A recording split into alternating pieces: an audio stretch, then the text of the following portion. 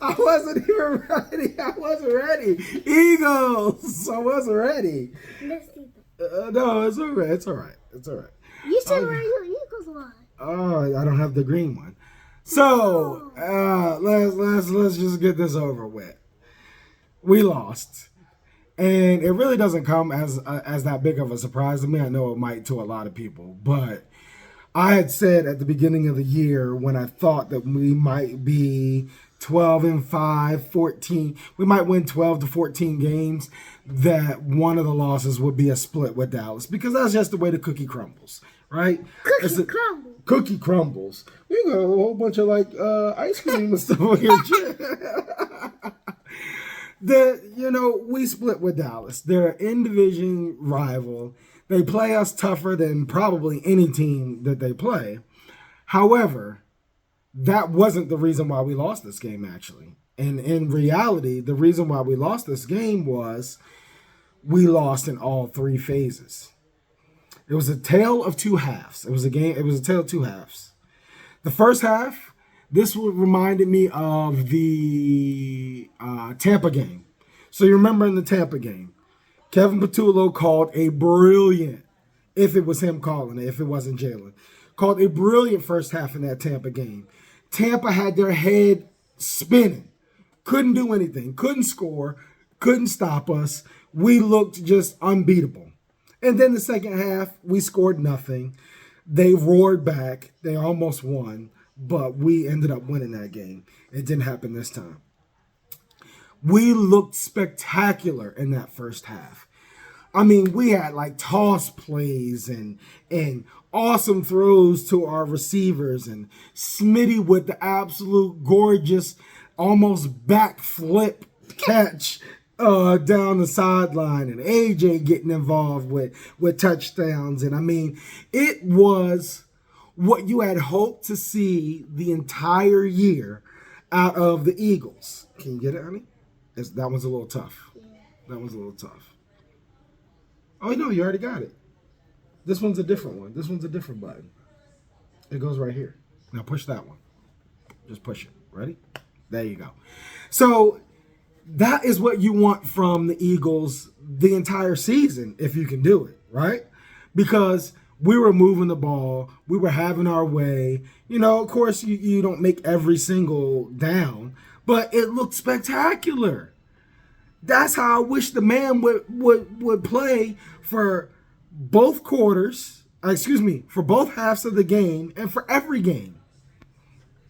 If the run isn't getting it, the throw gets it. If the throw isn't getting it, the run gets it. You open it up with creative plays. You do things that they haven't seen that gets them caught off balance. And that's the way you win the game. So we're up 21, almost nothing in the first half. They ended up scoring right there at the end to make it 21-7. And I'm like, okay, I feel good about this. We get the ball back to start the third quarter, and we'll just keep this up. And they may score a touchdown here or there. It might be one. But if we score another 21 points to make it 42, and then they have, 14 or 21, I'm fine with that. They'll have half the points that we had. And I'm like, yeah, that's cool. We can make that. We can do that. But it all fell apart in the second half, okay? The offense couldn't get anything going. The defense couldn't make any stops. Special teams was stinking. we just dropped in all three phases. And this is what I mentioned when I in another video. I said, listen, if the defense doesn't stand up in a game, I can't be mad at them. They have balled out continuously and every time up until here. So it's like I'm not really mad at them. What I'm mad and I'm continuously seeing as a problem is our O-line. Our O-line is tired. Our O-line is depleted. They need reserves. They need some help in the O-line. We can't make gaps in separation like we used to. We can't protect Jalen like we used to, right? I don't need him to have 5 seconds in the pocket every time, but can the man get 2? We had plays where the Cowboys ran free And Jalen had to throw it immediately before the receiver's routes developed. Now, there were a couple of times where he dinked it off and made some good plays or threw it away, which was great. But at the end of the game, when we needed it, he took a really, really, really horrible sack. He didn't fumble it, but he took a horrible sack.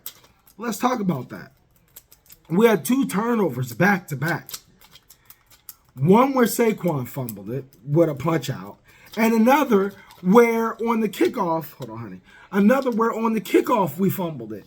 Like when he missed that, when the first guy missed on that return, just go to the ground. You see you're about to be swarmed. Just go to the ground and forget it. Loses it. Now, thank the heavens that Dallas is semi-retarded.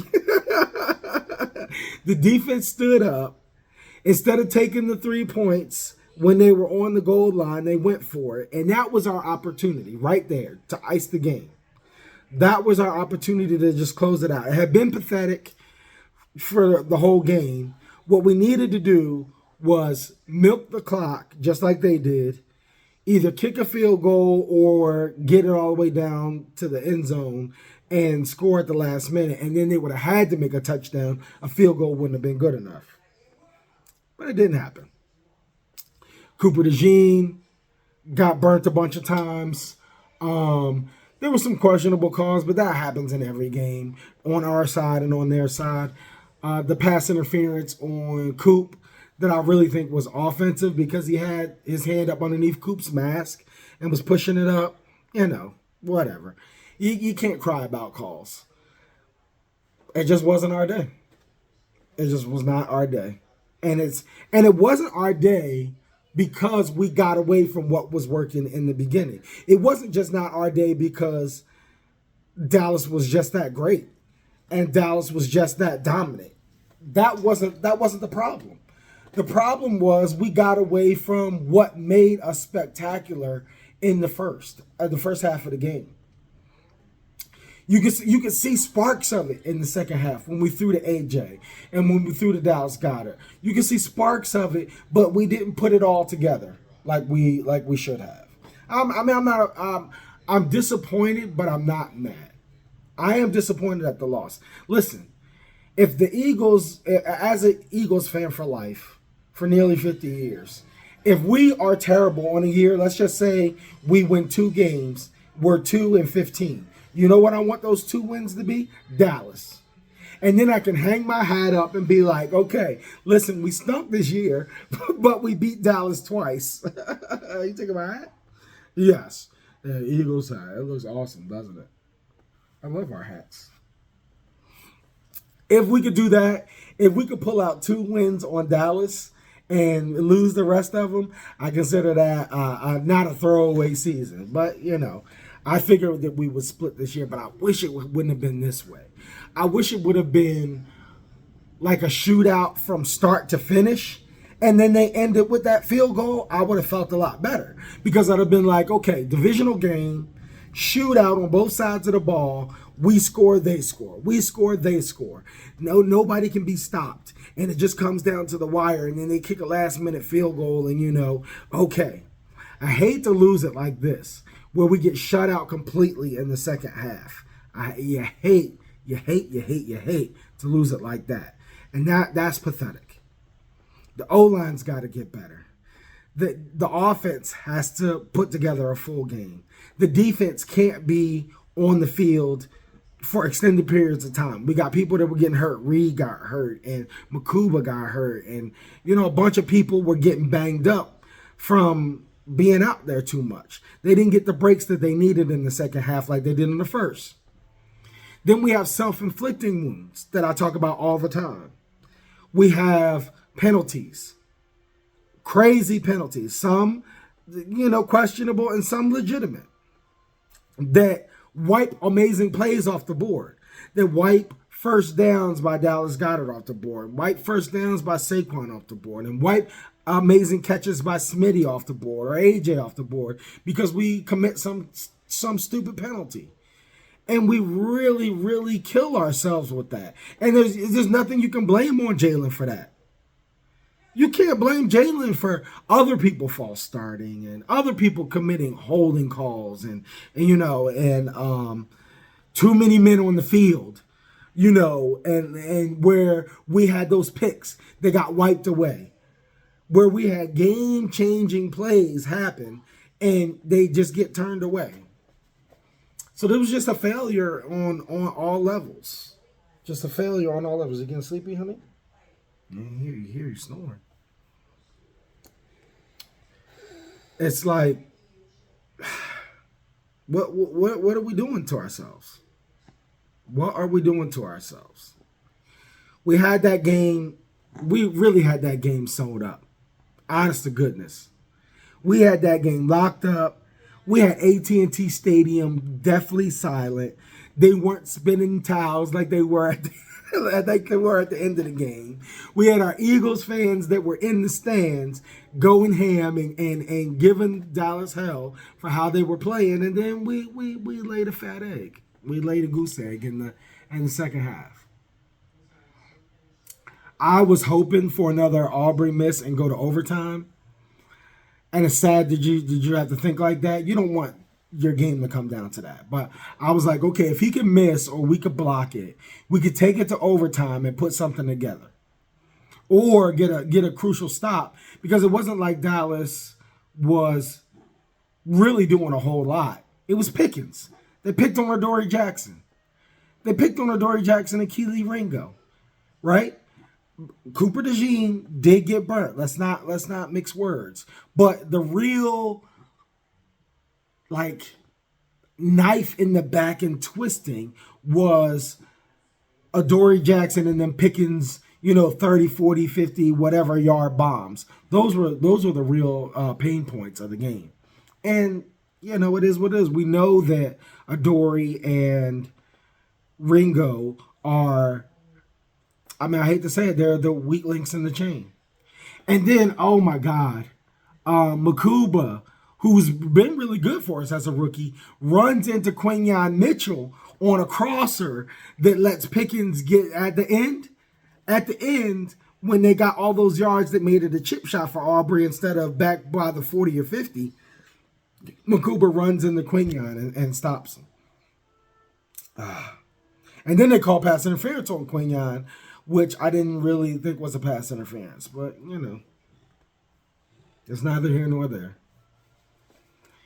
Eagles, you got to do better. You getting down, honey? Okay. Yeah. Go ahead and lay down. Eagles, you got to do better in all three phases. You got to put together, I know I'm repeating myself, but I really need to drill this home. You have to put together a solid offense for the entire game. You can't be going ham in the first half, and then laying an egg in the second half. Where are your adjustments? Why stop doing what's working? I was yelling this in the bar. I said, everybody was like, we need to run the ball. We need to run the ball. I said, no.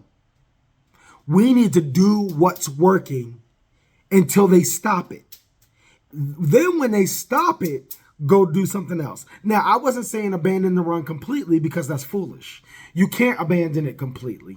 You have to keep them honest. So you give Saquon or Tank or AJ Dillon or whoever or Shipley some runs to keep them honest. But you focus on your bread and butter, which was they were getting carved up by the passing game. Jalen was immaculate. Our receivers were doing their thing.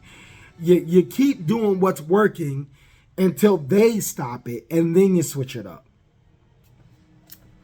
Jalen had some nice runs too. I was glad to see him to return as a threat on the ground.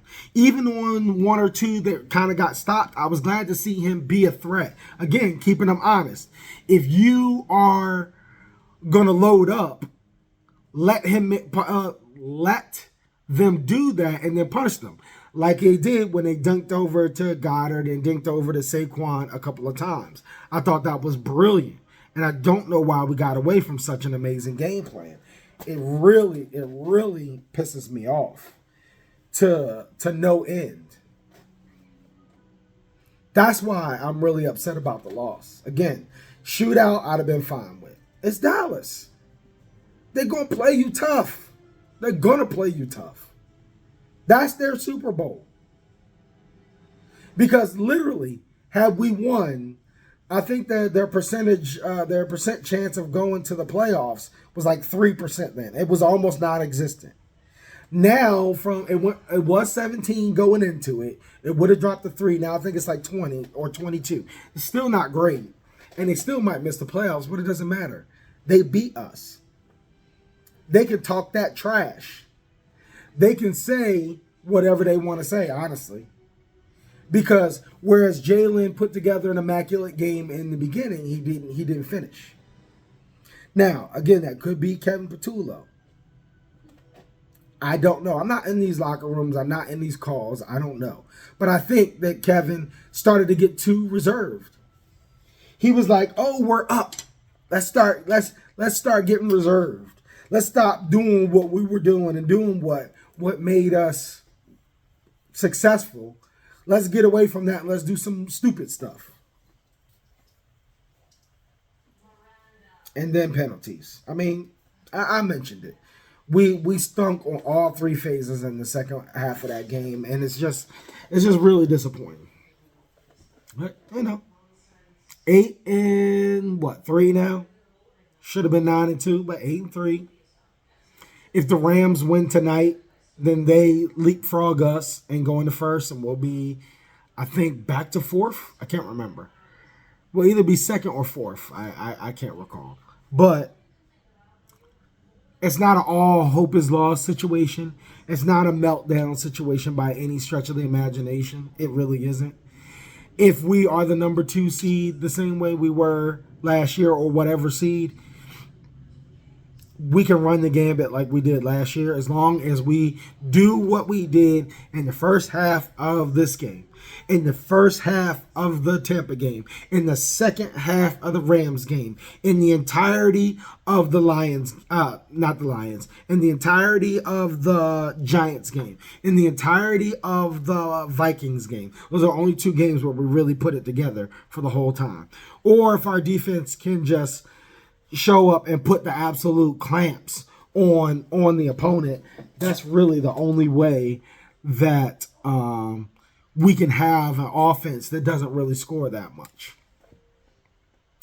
But it's not an all hope is lost, so it's not a woe is me thing. It's just you got to do better on the next one. We got the Bears on Friday, and here's another bad thing. We got the Bears on Friday. So short week.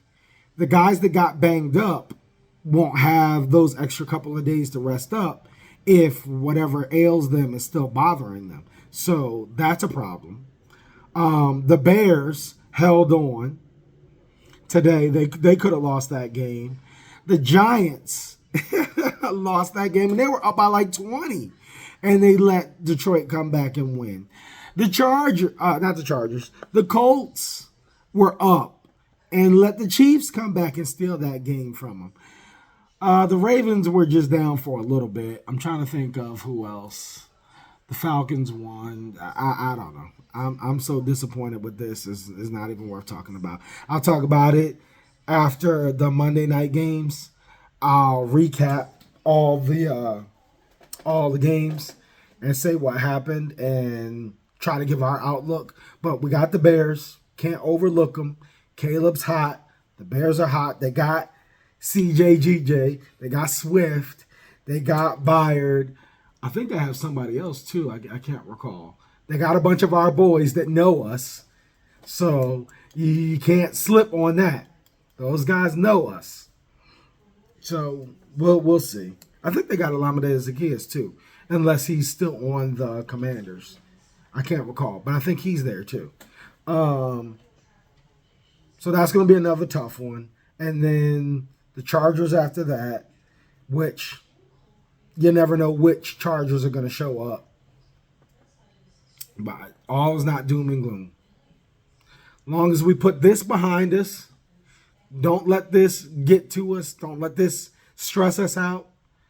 As long as we put this behind us and focus on the next game as if this one is done, We'll be fine.